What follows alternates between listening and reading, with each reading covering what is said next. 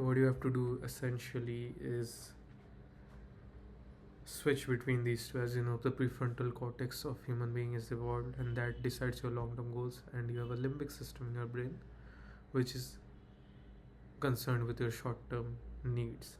And your brain is always going to compare the reward of scrolling and the reward of working.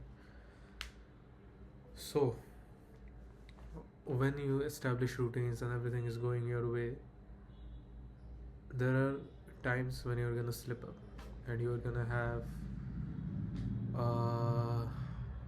maybe you procrastinate a whole day, maybe you had a bad day but you scrolled all day, and that bad day can start a momentum of other bad habits. And because you're changing, your body already has adopted to scrolling, has adopted to unproductive works, low leverage works, and it has established it as its comfort zone.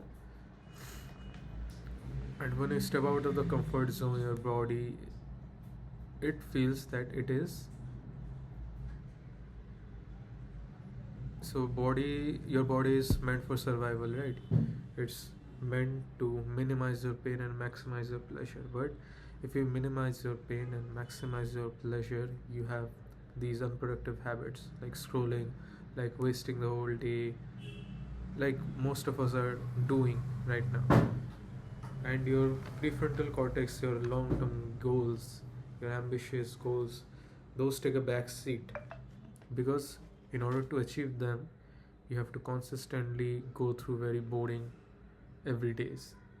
Like, if you, let's say you want to achieve, for example, if you want to achieve 3 kilo weight loss in 1 month, 3 kilo weight loss in 1 month is absolutely healthy. The highest you can push is 4 kilos, and you have to understand it's not going to be a one day solution. And being motivated for 1 day, 1 week, that's not a big deal. You can go intense. I think most of us have gone intense. We all have had our flow moments where we're just working non-stop and we're just killing it, and we've all had those moments where we're just unproductive and wasting time in tasks that do not compound and give you any result.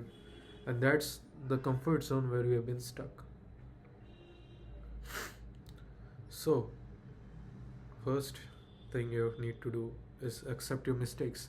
And I know that since childhood, since school times, we're taught that being wrong it's like a crime. Being wrong is a crime. You answered a question wrong, people mock you, teachers mock you. You ask a stupid question, everybody laughs at you. Being mocked, being ridiculed, being insulted. So you started associating failure as bad. Your body has trained itself to think that if I get a question wrong, I'm worthless. If I procrastinated today, if I didn't do any work today, that attacks your self-esteem, because you have an established identity that you are someone who procrastinates, you are someone who doom scrolls, and you cannot do the high leverage task. And then you go on internet and you get to see interviews of billionaires, Elon Musk, Sundar Pichai, and you get inspired that, oh, those people are so inspiring, I want to be like them. Or whoever your idol in your field of work might be, and you set some high expectations when you have not even experienced what the work that you're gonna do. You are not an experienced person in that field, so you're starting from scratch, you're starting from level 0, and at level 0 what you produce in your work is gonna suck. What you produce in your work, it is not gonna be great, it's not gonna be good. So that's the cue. You have to still push through that negative feeling. So first of all, you have to see your mistakes. You have to understand that you are going to slip up. You are going to slip up, and it's fine to slip up, but just because you have procrastinated for say half a day. You have procrastinated half a day, you have gotten galis from your boss, you have not finished, you're way behind on your study schedule. What you have to focus on is the remaining time, because what is the ultimate asset, man? Money can come and go, but time, you give some your time, you give your energy to something. Today you wake up, and if you're giving your energy, you're giving your time to phone, you're giving your time to low leverage tasks that are not gonna compound, give you back anything in return, who do you think that affects? That affects you the most. And because time, our time, we are free, the free time that we have, right? What is the value of that? We don't understand the value of our free time, so we give it to these cheap entertainment sources, because oh, I'm getting dopamine in return, and it doesn't feel like that I'm really wasting my time, right?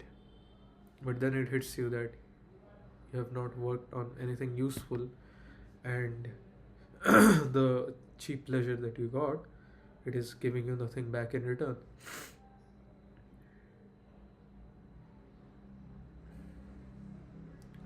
So the first thing, that when things go wrong, you were sticking to a schedule, but then the schedule fell off and you're again in a slump period.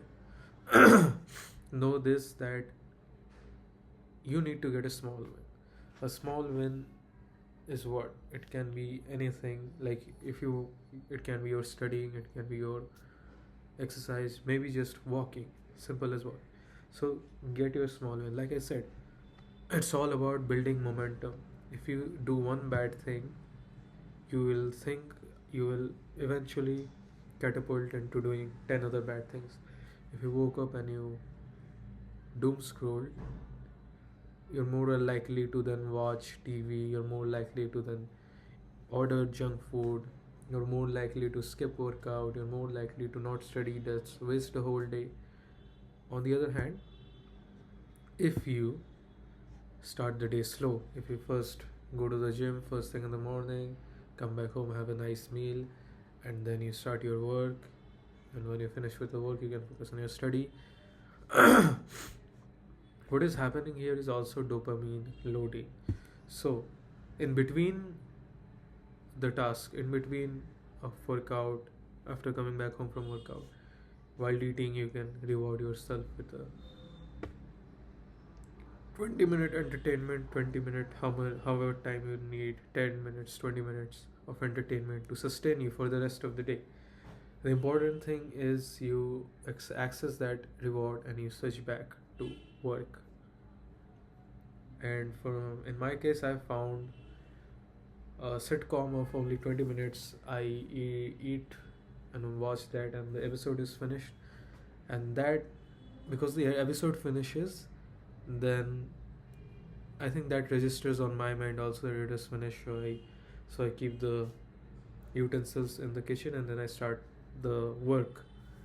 And when the work is finished, again I take a eating break, and again I watch another 20 minutes of a sitcom. And once that is finished, that signals my brain also that it's finished, the entertainment part is finished. So again I switch back to studying. So this is what you have to go for.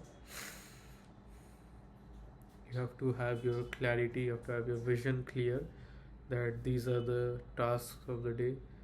And when you do procrastinate, when things do not go to your plan, I'm sure you have a perfect routine, you're studying from morning to night, but unfortunately the most you can go with deep focus, deep work, the most amount of time is like 4 to 6 hours, and that is the peak of human, that is the peak deep focus that a person can do. Deep work, like just total complete focus to one work at hand and nothing else, focus on nothing else.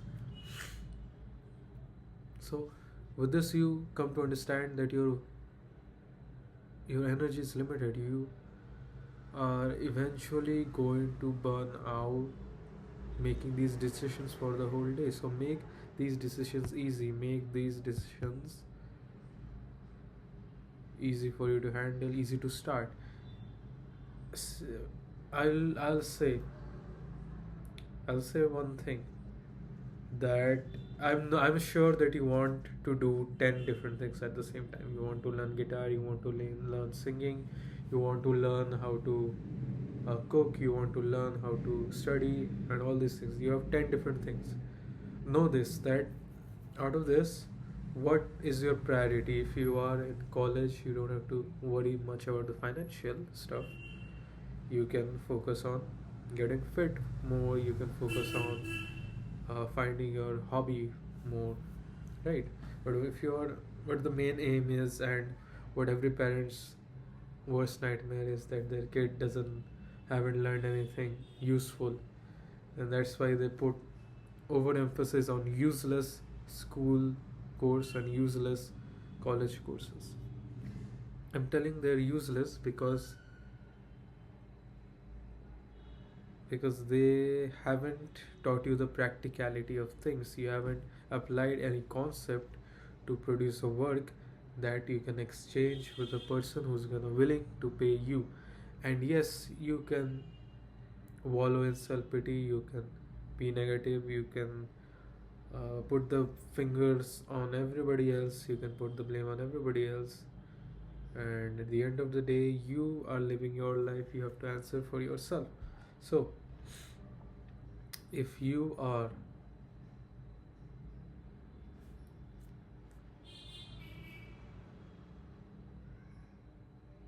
so the first step you have to take is accountability. Take accountability for the days you're screwing up. Start tracking habits, start tracking everything. Or today, even if you did nothing today, maybe you doom scroll for 8 hours, you watched TV for 6 hours. Write that down, because what is happening is you're wasting time, you're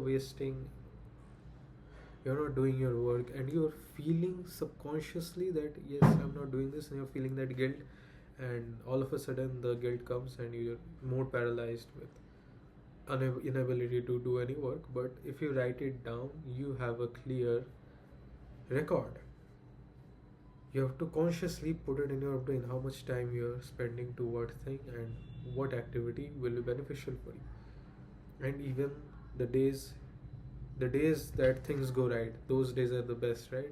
The days you've finished off everything and you're watching TV without any guilt, and you can go to sleep, and it's such a wonderful day.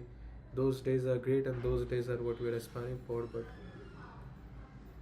more important than that are days you are screwing up, the days you doom scroll, the days you didn't do any work. Those days, be willing to admit to yourself, be willing to admit to your trusted friends or parents, because I know that they're gonna mock you.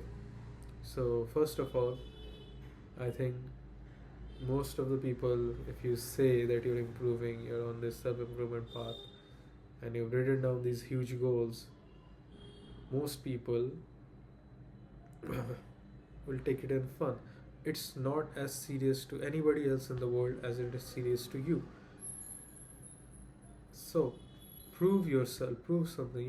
Why get angry on others, right? For others for mocking you, for others for belittling you, for thinking that you cannot do it. Like, you haven't provided them with the proof, right? You haven't achieved anything, right? And let me say this, those people are only laughing at you if they're your friends and your parents. But the outside people, when they're paying you, they will not be just laughing, they'll be putting you to more strenuous, they'll be putting you more accountable, they will be putting you at more pressure. So the most important thing you can do is be conscious of your mistakes, and you can understand that the exact moment that got to waste today. And it's the smallest of the moments that are responsible for the biggest of things. Just waking up and just scrolling phone can be the biggest reason why you are destroying your whole day. And if your whole day is destroyed, your week is destroyed, your months are destroyed, your life is destroyed. So the smallest things hold the biggest keys, because the smallest things put in motion the larger things. So you have to keep that in mind. And what you have to do is, like I said, keep yourself accountable. You are here, you have to reach here. You are trying very hard to reach here, but every day you're gonna be a bit short. You're gonna be here, you're gonna be here. Every day you have to push yourself. And when you're pushing yourself, you'll find joy in that. But some days you're gonna fall back right at this stage, or even worse than this. And you have to understand that it's not long term.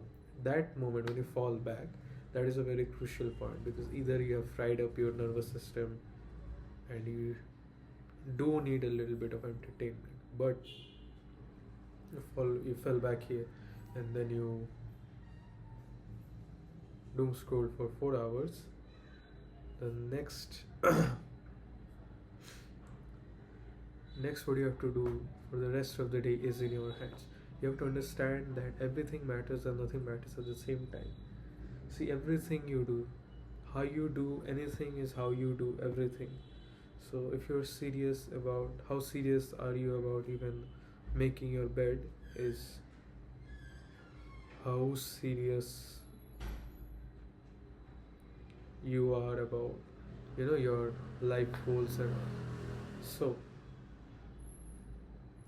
that is what you have to keep in mind. You have to keep the process in mind. You have to keep the importance of the process in the mind, and have to forget about the outcomes. The outcomes is why you started. You wanted that aesthetic body, you wanted that good marks, or you wanted that amount of salary.